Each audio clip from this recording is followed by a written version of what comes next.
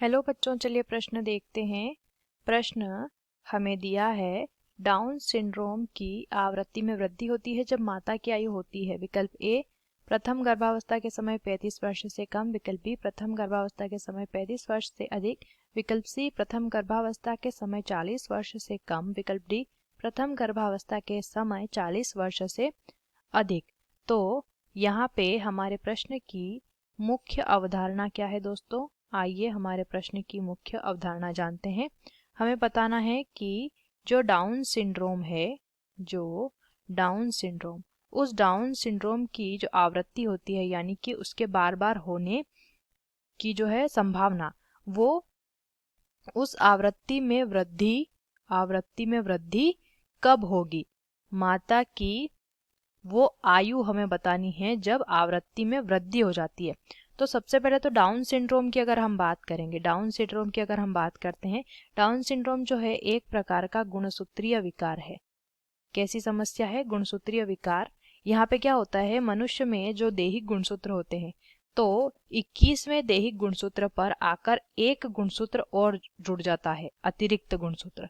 जैसे गुणसूत्र जोड़े में होते हैं तो यहाँ पे 2 गुणसूत्र होंगे, तो यहाँ पे एक और गुणसूत्र आकर जुड़ जाएगा, तो गुणसूत्रों की संख्या 21वें स्थान पर 3 गुणसूत्र इस रोग के अंदर देखे जाते हैं। इसे हम ट्राइसोमी के नाम से भी जानते हैं। अब बात करें इसकी जो है माता की आयु की, तो जो डाउन सिंड्रोम नामक समस्या होती है, अगर माता की आयु 25 वर्ष है, हम यहाँ पे लिखेंगे माता की आयु अगर 25 वर्ष है जब उसने पहली बार क्या किया है, गर्भ धारण अगर वो करती है 25 वर्ष की आयु में पहली बार, तो ये जो आवृत्ति होती है, ये आवृत्ति उस समय 1/700 हो जाती है, यानी कि 700 बच्चों में केवल एक ही बच्चे को डाउन सिंड्रोम होगा।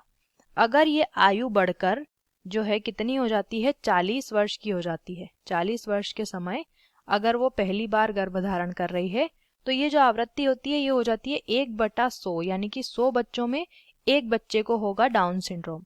अगर ये आयु हो जाती है 45 वर्ष से ज्यादा की माता पहली बार गर्भधारण करती है, तो ये जो आवृत्ति है ये हो जाती है 1/10। तो सबसे ज्यादा आवृत्ति यानी 10 बच्चों में एक बच्चे का जो है डाउन सिंड्रोम से ग्रसित होना, सबसे ज्यादा आवृत्ति कब होगी, वो होगी 45 वर्ष से ज्यादा उम्र की अगर माता है तो ऑप्शन देखिए, विकल्प ए दिया है प्रथम गर्भावस्था के समय 35 वर्ष से कम होगी तो आवृत्ति कम होगी। फिर 35 वर्ष से अगर अधिक हुई तो भी उतनी ज्यादा आवृत्ति हमने नहीं देखी। 40 वर्ष से कम में भी उतनी आवृत्ति नहीं होती है जितनी कि 40 वर्ष या हम कहेंगे 45 से अधिक होने पर, जो कि हमने देखी 1/10। तो आवृत्ति में वृद्धि हो जाती है कब? 40 या 45 वर्ष से अधिक होने पर। तो हमारे प्रश्न का सही उत्तर हो जाता है विकल्प डी। आशा करते हैं आपको यह उत्तर समझ आया होगा। धन्यवाद।